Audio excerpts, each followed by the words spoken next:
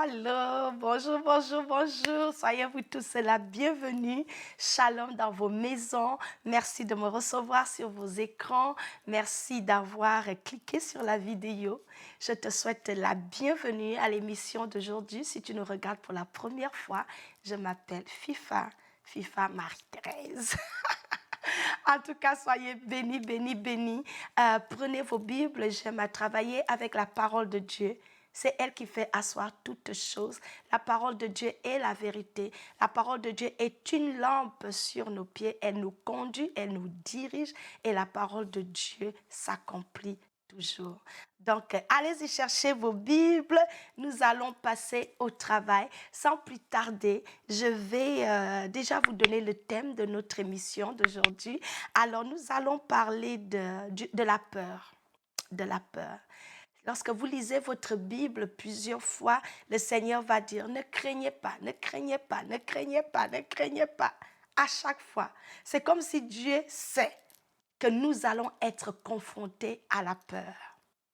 Et la peur, c'est quelque chose qui flotte avec nous au quotidien. C'est quelque chose que nous expérimentons au quotidien. Mais le Seigneur m'envoie aujourd'hui nous dire de refuser d'être contrôlé par la peur. C'est ça le titre du message aujourd'hui. Refuse, en anglais c'est refuse, mais en français, refuse. Voilà, refuse d'être contrôlé par la peur cette année. La peur est un esprit. C'est un esprit de tourment.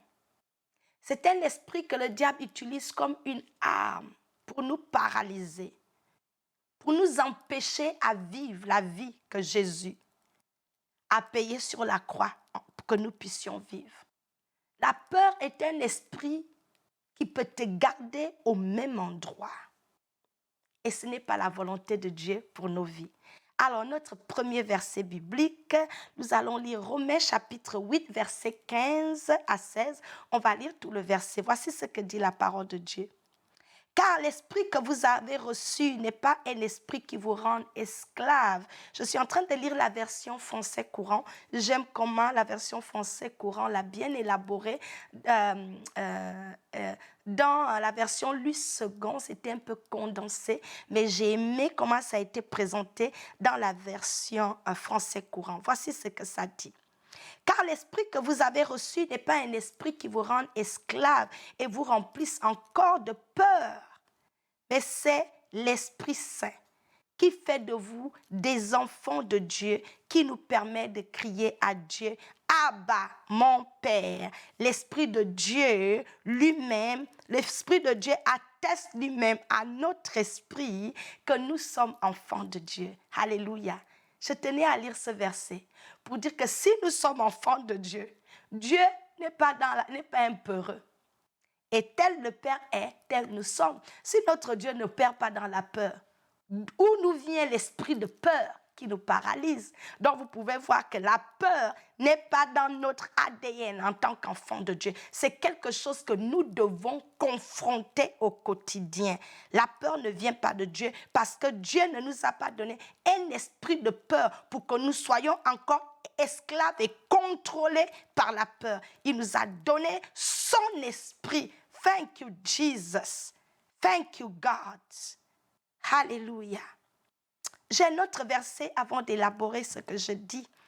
De Timothée chapitre 1 verset 7, la Bible dit, car ce n'est pas un esprit de timidité que Dieu nous a donné, mais un esprit de force, un esprit d'amour et de sagesse.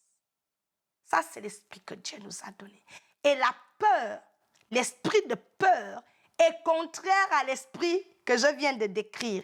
Un esprit de force, un esprit d'amour, un esprit de sagesse, un esprit de courage. Or, la peur, l'esprit de peur n'a rien de tout ça. C'est la raison pour laquelle cette année, le Seigneur veut nous exhorter, nous encourager à ne pas être contrôlés par l'esprit de peur. Pourquoi? Nous allons ensemble regarder. Lorsque nous sommes contrôlés par l'esprit de peur domine nos vies et nous empêche de jouir de la vie, de faire quoi que ce soit. Parce que l'esprit de peur, quand tu es paralysé, tu vois, quand tu es paralysé, tu ne peux pas faire quelque chose. Tu restes juste coincé au même endroit. C'est ce que cet esprit-là fait. Cet esprit-là va. La peur, c'est quoi en fait? On a différents types de peur dans notre vie. On a deux fois la peur d'être accepté par les autres. Donc deux fois, parce qu'on a peur d'être accepté par les autres, nous allons commencer à être quelque chose que nous ne sommes pas, juste pour que les autres puissent nous accepter. Fait que du coup, on arrête d'être qui Dieu nous a créé, qui Dieu veut que nous soyons, parce que nous voulons maintenant fit in, comme on dit en anglais, parce que nous voulons être acceptés par les autres. Nous n'avons pas besoin d'opérer de cette manière. Nous n'avons pas besoin d'être quelqu'un que nous ne sommes pas par peur, juste parce que nous voulons que les gens nous acceptent. Les gens doivent nous accepter tels que nous sommes. Nous n'avons pas besoin d'avoir honte de qui nous sommes. J'ai un petit témoignage à ce niveau-là en parlant de cette affaire de peur d'être accepté. Au lycée, lorsque j'étais en classe de seconde, j'étais vierge et là, j'avais honte de le dire. C'était le jour de la Saint-Valentin. Et toutes mes copines parlaient, c'était le mois de février, et toutes mes copines parlaient de comment elles vont donner leurs cadeaux, comment elles vont aller au cinéma avec leurs copains et patati patata. Et moi, dans la honte, c'était déjà embarrassant de dire que tu étais vierge. Donc, je m'étais maintenant inventé une histoire, que Dieu ait pitié de nous. Pour que mes copines ne rient pas de moi que qui peut être vierge à l'heure là? Donc, obligé d'embrouiller. Je me suis inventé une histoire. Mais vous savez, quand vous êtes enfant de Dieu, vous voulez jouer à le feu, Dieu lui-même va vous exposer. Donc, pour paraître, je me suis inventé un petit cadeau, mais il n'y avait rien dedans. Mes copines ont vu, c'était trop léger. Elles ont ouvert ça. Et elles ont toutes ri de moi que, ouais, j'avais honte, je me suis sentie mal. Donc, je voulais être comme elles m'ont aussi inventé des histoires des copains, tu as les histoires des amoureux. Mais j'étais vierge et je n'avais pas de plan pour ce jour-là. Mais pour ne pas paraître hors commun, pour ne pas que les gens puissent rire de moi, j'ai voulu être acceptée. Mais ce n'était pas moi. Donc, vous voyez, c'est ce que la peur va nous amener à faire. Je ne sais pas pourquoi je partage cet exemple. Toi aussi, tu as envie de te faire accepter. Tu as même honte de dire aux gens que tu es chrétienne. Parce que tu ne veux pas que les gens sachent que tu es chrétienne, sinon tu vas perdre certains avantages. Le diable est très malin lorsqu'il nous met dans la peur. La peur aussi, la peur d'échouer.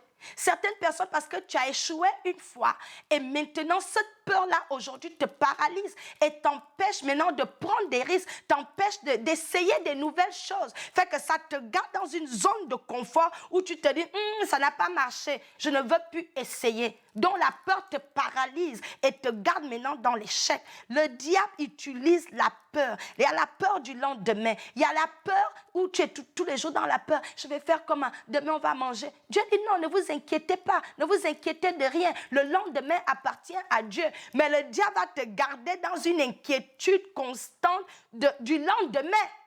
Et cette peur-là, en fait, au lieu de t'aider à avancer, ça te bloque. Donc la peur est une arme que le diable utilise pour nous frustrer, pour nous rendre malheureux et nous empêcher d'expérimenter la volonté et les plans de Dieu dans notre vie. C'est ce que la peur fait. La peur nous empêche de progresser.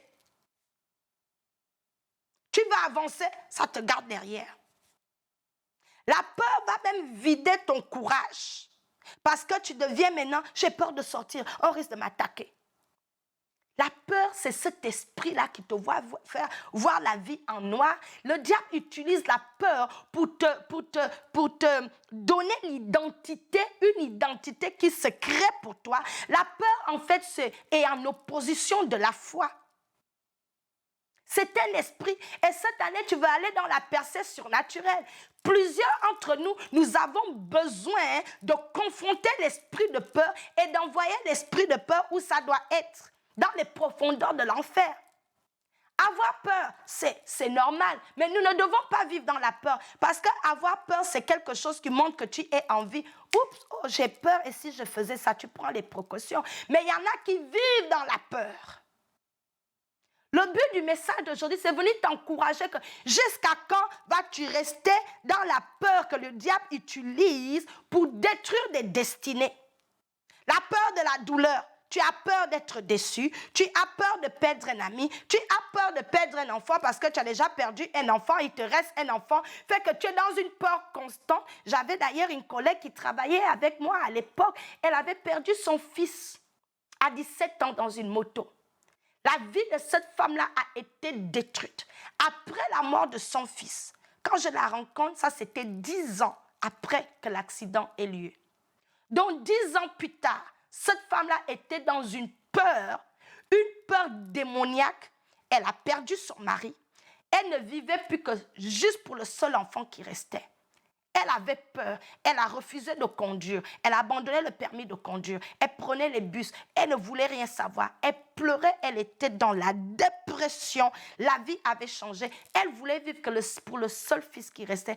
Et dans cette peur-là, elle a commencé à accuser tout le monde. Pourquoi Dieu? Elle était en colère contre Dieu. Elle était en colère contre son mari. Elle était en colère contre elle-même. Pourquoi j'ai laissé mon fils prendre le bateau, la moto? Et elle ne s'est jamais pardonnée. Donc cette femme-là, sa vie était misérable. C'est-à-dire, tu passes 30 minutes avec elle, elle te transfère sa dépression. Tu te retrouves même à pleurer juste en la regardant.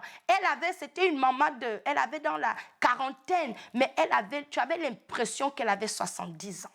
Je n'exagère même pas. C'était une femme de l'Amérique latine. Pourquoi? Cette peur-là a volé toute son existence. Et le diable aime nous garder dans la peur. Mais le Seigneur voudrait qu'on puisse avancer. Confronter la peur, ça ne veut pas dire que on ignore qu'il y a la peur qui est là. Mais nous devons apprendre à confronter la peur afin qu'elle ne prenne pas le dessus sur nous. Lorsque l'esprit de peur, qui est un esprit de tourment, prend le dessus sur nous, elle vole notre destinée, notre potentiel, les choses qu'on peut faire. Elle vole notre joie de vivre. Elle nous empêche de voir les plans que Dieu a pour nos vies.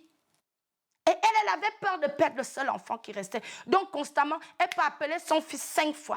Tu es où? Rentre à la maison. Elle ne voulait même plus que son fils aille à l'école. Parce qu'elle se dit, c'est le dernier qui me reste. Je vais maintenant vivre pour le surveiller, pour que celui-là ne meure pas. Donc, il y a des situations qui peuvent nous arriver dans la vie.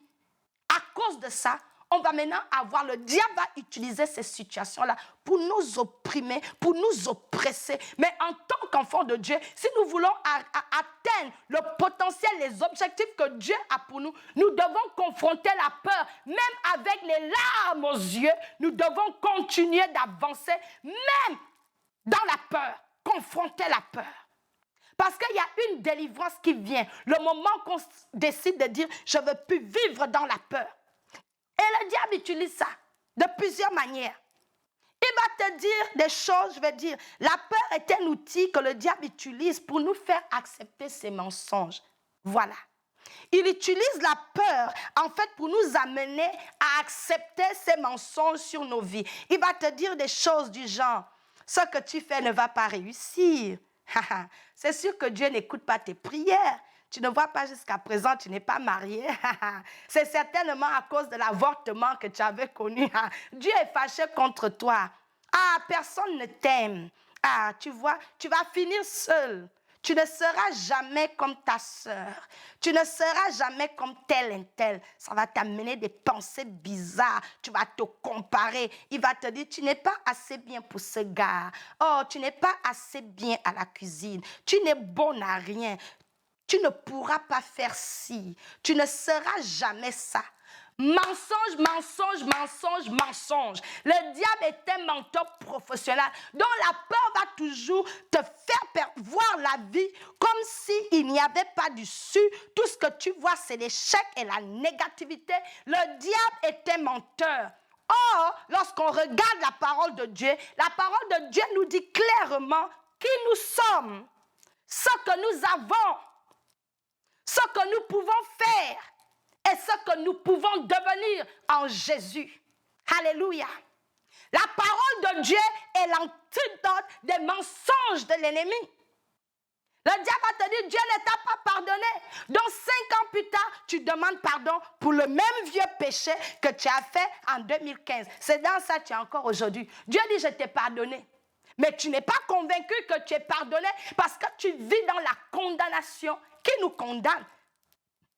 La Bible dit qu'il n'y a plus de condamnation pour ceux qui sont en Jésus. Mais le diable va te garder dans les tourments.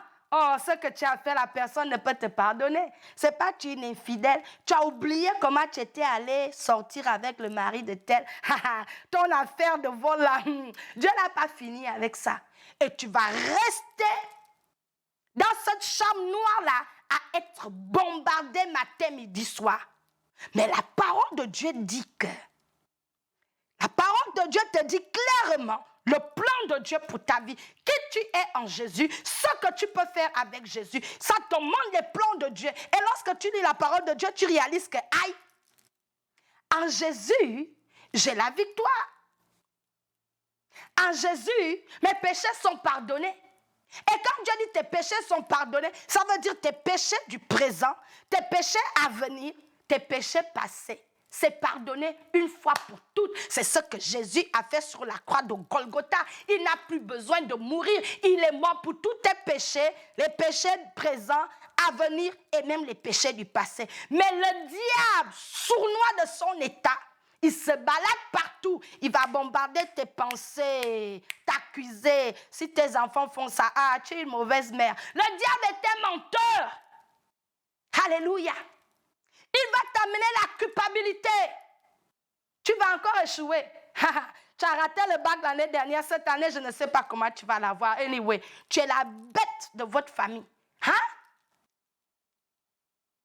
La peur. Une arme très efficace que le diable utilise. Et plusieurs d'entre nous, vous m'écoutez aujourd'hui, vous n'arrivez pas à vous réaliser parce que vous êtes encore paralysés dans la peur. La peur des expériences du passé. Certaines parmi vous, parce qu'un homme vous a dessus, vous êtes maintenant fermés à recevoir de l'amour. La peur. Le diable est un menteur. Lui et ses beaux-parents. Cette année, tu vas faire une chose. Tu vas exercer la compassion envers toi-même. Et tu vas dire au diable que ce fauteuil de peur, il faut venir chercher. Lève-toi de là et refuse d'être contrôlé par la peur parce que la peur n'est pas le plan de Dieu pour ta vie. Il faut la confronter. Et nous avons le pouvoir vraiment de refuser de vivre dans la peur. Et la meilleure façon pour confronter la peur. Mon fils, pendant l'étude biblique, je vais finir avec ça, il m'a posé une question. Il m'a dit, maman, est-ce qu'il t'arrive d'avoir peur? Je l'ai regardé. Il faut dire la vérité aux enfants. Je lui ai dit, oui, il m'arrive d'avoir peur parce que je suis humaine. Mais je ne me laisse pas contrôler par la peur. Il m'a dit, donne-moi un exemple. Ça, c'est mon fils aîné. Il est très intelligent. Il aime toujours avoir, maman et toi alors. Chaque fois qu'on a une étude biblique, il aime vérifier. Alors, je lui ai dit, oui, il m'arrive d'avoir peur. Mais je ne laisse jamais la peur de me contrôler. Il dit, explique. Je lui ai dit, tu sais, lorsque j'ai peur, ce qui m'aide, je déclare la parole de Dieu qui est la vérité. Je lui ai donné un exemple. Je lui ai dit, 2 fois, il m'arrive de dire, Seigneur, dans le monde où nous sommes, comment mes enfants, est-ce que mes enfants vont servir Dieu? Seigneur, est-ce que ces enfants vont grandir dans tes voies? Donc je dis, 2 fois, j'ai peur. J'ai peur de savoir quel genre d'adulte vous allez devenir. 2 fois, j'ai peur. Et je lui ai dit, tu sais ce que je fais? Je lui ai dit, la parole de Dieu remonte à la surface. Quand le diable m'amène ces pensées-là de peur, je me lève et je lui dis que mes enfants sont bénis parce que la parole de Dieu dit que, je dis à l'ennemi, la parole de Dieu dit que le fruit de mes entrailles est béni. Et quand je dis ça, l'esprit de peur s'en va chez son propriétaire.